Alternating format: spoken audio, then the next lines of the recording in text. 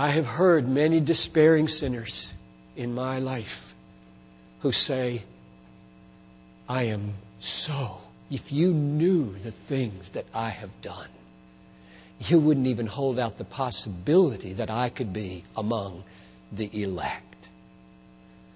Now, the doctrine of unconditional election arrives in that room with tremendous good news.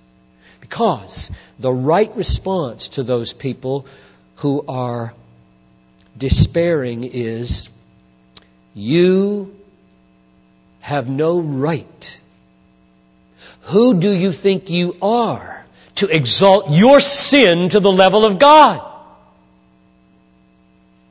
Who do you think you are to wallow in your despair and make your sinful will the sovereign of the universe, as if you could decide what the criterion are for whether you're elect or not? Who do you think you are to blackmail God with your despair? Does Calvinism really have good news for the despairing sinner? If it were true, would the doctrine of unconditional election be good news for the despairing sinner? One of the points that Piper makes in this message is that the belief in unconditional election is good news for the despairing sinner because, he argues, it doesn't matter how evil someone's been in the past or how wretched their life has been, they could still be among God's elect. Now, imagine yourself an unbeliever and I were to tell you, you could be among God's elect. If you happen to be in despair before I told you this, would my comment to you fully alleviate your despair? Probably not. You'd probably ask me, what do you mean could be? Can you give me any more reassurance than that God loves me and that Jesus died for my sins?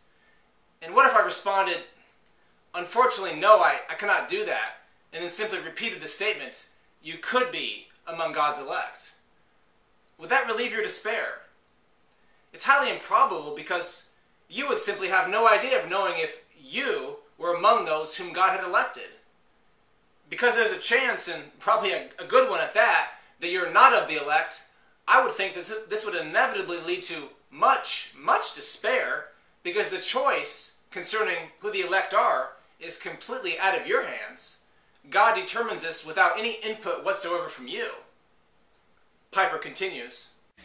Let me close with a reminder about the good news of this doctrine, because I know there are people downtown, and I know there are people here who, if you were honest, and you probably are very honest, are despairing of your soul. You are among those who say, I've sinned in too many ways, I've gone back on God too many times, I have done things that if you knew, you wouldn't hold out hope for me. I know there are people like that in these rooms.